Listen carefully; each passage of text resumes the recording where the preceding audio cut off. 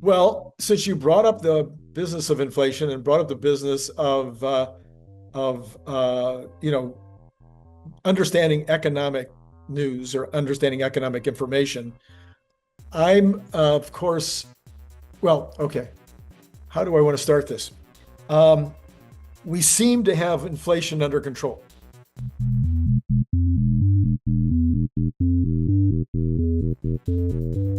mean, if we look at the last 4 months, Yeah. the CPI, the PPI, CPE, they all agree. Yeah. PCE, all three agree. We basically have no inflation, or we're under 2% for those 4 months, and significantly under last month, popped a little bit back up this month, but not much. Certainly still under 2%. The argument that the Fed makes is that these tariffs are going to somehow pop up inflation going forward. Now, I don't know if you and I have already had this conversation, but I know you've got a really big mathematical brain. So I'm going to, if I haven't said it before, I'm going to ask you now. I'm looking at the entire the percentage of GDP for 100% of all imports is 14%. Yep. Now, it's not shocking because 60% of the GDP is services. Yep. So you're only down to, like, I think it's 30% that is goods. And so the fact that it's only 14% of the GDP is imports, I think it's a fair number. Pretty much all the economists, especially after the China decision yesterday, the China almost agreement yesterday, most economists believe that the overall rate of tariffs will be about 15%, which is, I'm just going to take the whole 15% because we already had some tariffs in place. I'm not going to say a 15% increase. I'm going to say, I am going to say 15% increase as opposed to 15% total, a 15% increase. Now, I think that all I have to do is multiply those two. So if I multiply, Well, yeah. Go ahead. Yep. if I multiply 15% times 14%, I get 0.8%.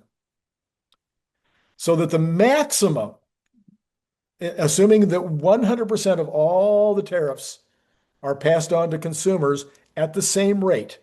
In other words, they're not the manufacturers, distributors, all the importers, they don't take advantage of the situation and raise prices higher than the percentage that they had a raise on the tariff. If it's just the same, then the maximum impact on the GDP would be 0.8%. Am I missing something? No, I think that's right. And you haven't even talked about any of the offsetting effects. Right. Yeah. So Jeff Lutz and I have spent hours talking about that. Maybe you and I have talked about the fact that a lot of times it's not passed through by the manufacturer, the importer, the wholesaler, whoever it is that's importing it. Commonly, they don't even get the full impact of the tariff because the producer in Asia or in Europe lowers their price in order to take some of the heat off of the tariff amount. So, and there's other, and again, it may be that there's no price elasticity, that the product would stop selling if they raise the price by 15%. So they don't raise the price by 15%. Well, that's a big thing in terms of substitution effect, and that's not Yes. right. If something has suddenly gone up 15%, if it's possible, people will often switch. Certainly, we see this with food a lot. Right. Right. If the price of steak goes up by 15%, people switch to chicken. Right. Right. That kind of stuff is a no-brainer, and that happens all the time. And that's why a lot of the food inflation really isn't such a big deal. When egg prices went through the roof, a lot of people stopped eating eggs for a while. Right. Right. Yeah. Fine. Especially at a buck an egg. Seemed a little strange. Okay. So in fact, people were buying chickens.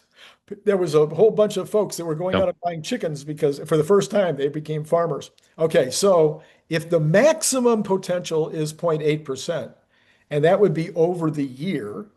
Yeah. So let's just divide that by 4. That would be 0.2% per month. So it doesn't look to me like the impact on inflation at its maximum. And I'm thinking 0.2% per quarter.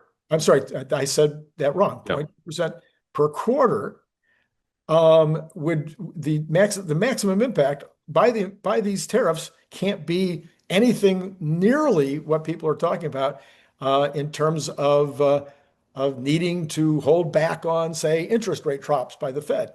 Right. Again, is all of that true? You're the first person that I trust to ask this this question. Am I making sense here? No, you are making sense. And of course, there's all kinds of other factors, but I think for the most part, they're offsetting factors. They're not adding to it, Yeah, right? There's just the inflationary forces in the economy. So if we have, higher cost imports coming in, that may cause some people to say, well, I'm just not going to buy that pick a product today right. because it's now 15% more. I'm going to wait. Yeah, So you have a slowing of demand right. for those products. You have a substitution in many cases to other products, Mhm. right? And that helps sort of mitigate the inflationary effects. You have the producers themselves that are absorbing a lot of it. And I think there's a lot of debate about how much that is, but it's in the end probably quite a bit, Mhm. right? Because the people that they're selling to are expecting a certain price with or without a tariff. And so the producer sort of has to satisfy that.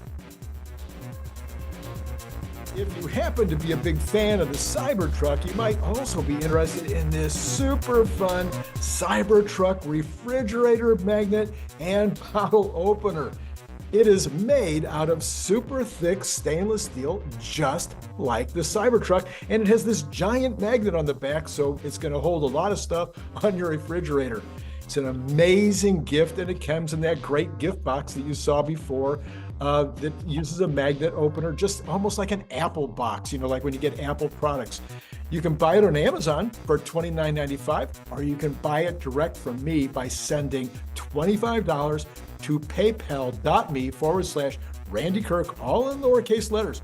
Please indicate whether you want the stainless steel look, or maybe you'd like to have this very clever camo version. And then if you're not in the US, please add $20 for freight. If you'd like more than one, please check the information below to get pricing, as well as all that information I just told you will be repeated in the information below. So once again, think about joining the channel, getting the up-to-date Tesla news every single day. I think you'll be glad you did.